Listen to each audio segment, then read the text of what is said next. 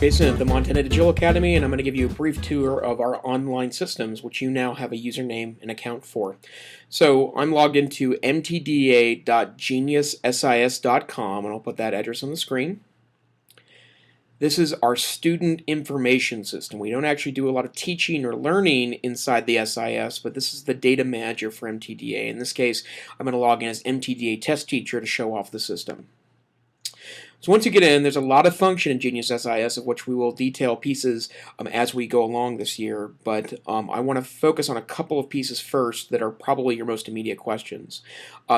It shows you whichever sections you're assigned to, so if you'll notice here, I have access to one course as MTDA test teacher, and that's Basket Weaving Fall 2010. And then also, if I click on the Students tab, it would show me a list of current students. But again, since this is a test account, I don't have any current or active students. And once you get inside a student name, you can see things like their name, their email address, their parent contact information, and then some details about their demographics, like whether they're on an IEP or what systems exist to support that particular student. But once you're done in the SIS, it's also the launcher to get into Moodle, which is our learning management system. To get into Moodle, you click on My Genius, or you can wait till you originally log in because you go to the My Genius screen. On the lower left-hand side, there's a Go to LMS button. If you click there, it's going to take you to Moodle, which is our learning management system. So here we are, we're inside of Moodle now. Your Moodle will look a little differently depending on whether or not you have a class assigned to you, but I want to show off a couple of pieces to Moodle first. First thing off, you have access to a couple of different interesting pieces. First, the MTDA teacher community, which I'll show you in a moment. You may have access to the MTDA student community, although we are probably going to migrate away from that certain system because it costs us too much in enrollment fees to have that course open for all students. And you may have access to trainings or specific courses you're assigned to. For example, MTDA test teacher is assigned to Basket Weaving Fall 2010. So if I click on that title, it will take me to the specific course that I'm assigned to as an instructor. You'll notice that there are some math pieces here because we were using this test course to play with some math objects earlier. If you're in a course and you want to go back to that main screen, you just click on the upper left-hand corner breadcrumb trail, in this case MTDA Classroom.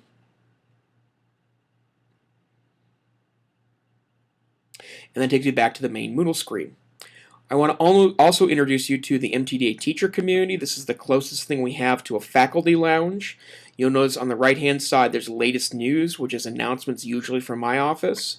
There's a question and answer forum. There's a social forum. There are discussion forums assigned to specific content areas that you may be interested in, as well as our resource library and other pieces that you may be interested in from the past year. If you then go back to the main Moodle screen, I also want to introduce you to another piece of our property, and that's the Google Applications. On the lower right-hand side, you'll notice there's a Google Apps box. To get to your email account, click on Gmail. It'll open up a new window. You'll notice that this is Gmail, but it's Gmail that's branded, so you'll notice the MTDA logo in the upper left-hand corner, and in the upper right-hand corner email address, which is your login name at montanadigitalacademy.org. You can also log into Google Docs in the same way. I want to show you one piece while we're in this particular section. On the lower left-hand side, you'll notice there's a chat button or a chat room. This is MTDA chat backed by Google Chat. There's actually a video function here and an audio chatting feature, but I want to show you how you add people to just the text chat feature first. So if you know someone's MTDA email address, you can just type their name. In this case, I'm going to type myself.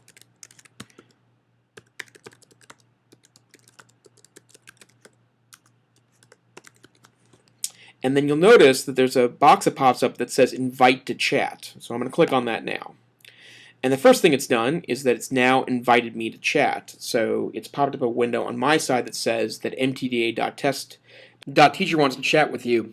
I've given myself permission to chat with myself, you might say. On the other ends, you'll notice now that I have a green light here that says I'm available. It gives a status message. Green light means available. Red light means busy. Orange light means away. And there will be a little gray X'd box when I'm offline. So that way you can then chat with me directly. And that's a really easy way to get a hold of me. It's probably the standard way you'll communicate with me throughout the school year. So that's it. That's the basic technology tools. We'll have trainings and other tools available as the school year starts up and as we have recommendations for other great tools for learning online. So good luck and let me know if you have any questions. Thanks so much.